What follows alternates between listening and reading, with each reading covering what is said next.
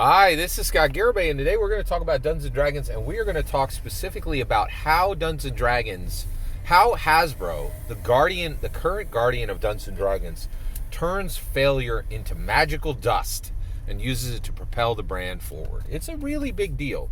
So I want to talk about this, all right? So basically, you have this situation where one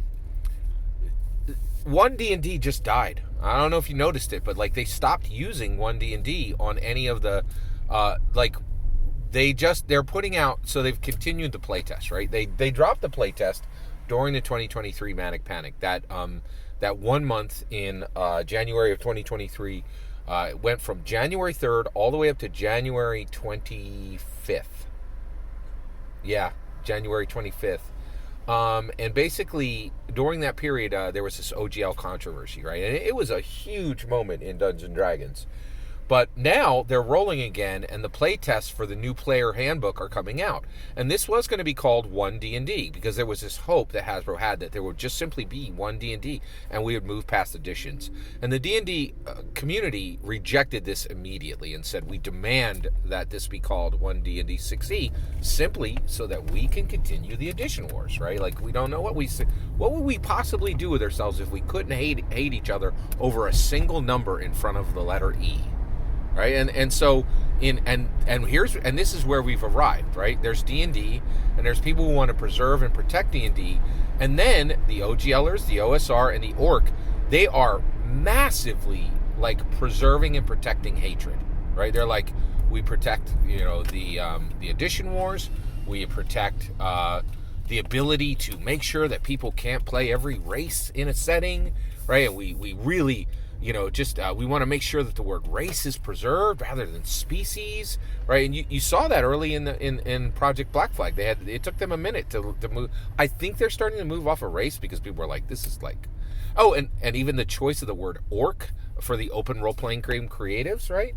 Massive preservation of hatred, right? Like and that's where we're landing. Is everyone who is.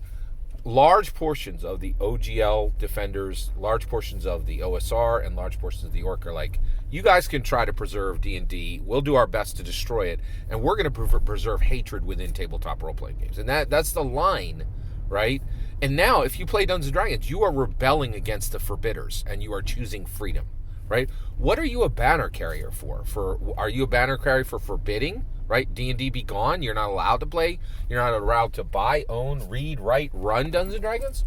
Or are you a banner carrier for freedom, saying you get to choose what you want to play, right? Like, and it's okay for D&D to exist, right? And this is where we're at. So what I want to talk about today, one D&D dies, right? And one of the things is, one D&D had been thoroughly rejected by the D&D community. Now, at this point, Hasbro has fully dropped the one D&D label, and I don't think you're ever going to see it again, right? And they're just saying this is the material for the new PHB, and it's going to come out under in 2024, and it's all under Unearthed Arcana, which is a label they already had, right? So it's continuing forward, right? And one of the things they're doing is this is really smart. They're using a visual cue, right? Like it's a maroon and white wavy background, right? So that stays. The visual cues of this is still the same effort remain, but one D&D is just swept away like dust, right? And I remember in 4th edition, there was this thing where if you had a magic item, right, and you didn't need it, you could literally destroy it, and you would get this gold dust, right?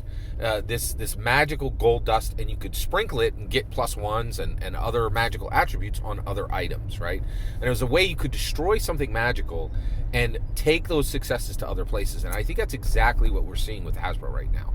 So Hasbro has maneuvered extremely well with this one D&D. It didn't work. It was a failure, right? But rather than continue to move forward in their failures, they make this deft maneuver, right? And they keep the visual cues. They completely abandon the one D&D. They revert back to Unearthed Arcana, a success they already had. Unearthed Arcana is like, and again, everybody's like, oh, they don't honor Gary Gygax, and I don't really understand history or facts, right?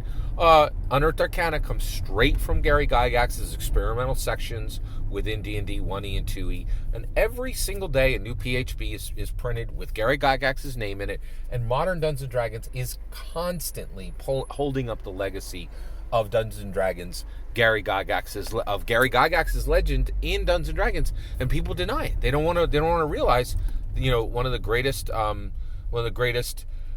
celebrations of Gary Gygax, the greatest celebration of Gary Gygax today is nothing happening on Castles and Crusades or in the OSR or on D&D 1E or 2E, right? That's all nostalgia bait, right?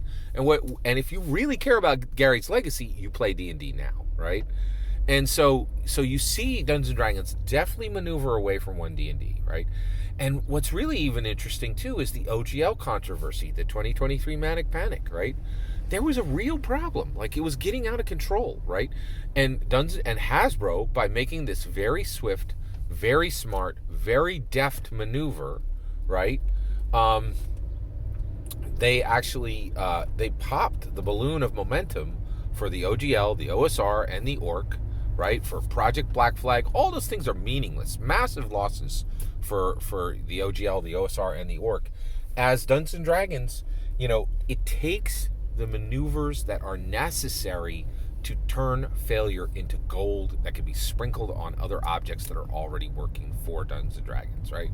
And so the reality is, I'm feeling a lot better about the 2023 Manic Panic because Hasbro has turned these failures into gold and that they can use to propel Dungeons & Dragons as a brand forward, right? And the reality is, the more we look at it, it really looks like the 2023 Manic Panic is going to be exactly like the 1983 Satanic Panic. And all this forbidding, right? There's almost nothing you can do, for Americans to make sure that they're going to love a thing and do that thing forever than to forbid it. Right? And the OGLs, the OSR, and the Orcs they're not smart, right? They're like, and of course they're not smart because they're not innovators, they're not originators, they're copiers, right? Like, so of course you're going to have sub-tier intellects there, right? And so they're getting outmaneuvered, just like, so there was and by putting by killing the OGL, by releasing everything under the Creative Commons, not giving the OGL and the OSR and the Orcs what they asked for, which was the preservation of the OGL, but literally the opposite, the complete death of the OGL. You'd have to be a fool to release anything under the OGL now, right? It's all massively moved under the Creative Commons now, and people will publish under the Creative Commons. There'll almost be no publishing under the only thing that the OGL will be useful for now is say, oh, this company is a bunch of low tier intellects, right? It will be a nice filter to say, oh, these people are not smart, right? Like, because they could have released this under the Creative Commons and had massively more material to work with and way less responsibilities and liabilities, right? So the OGL has been fully killed again.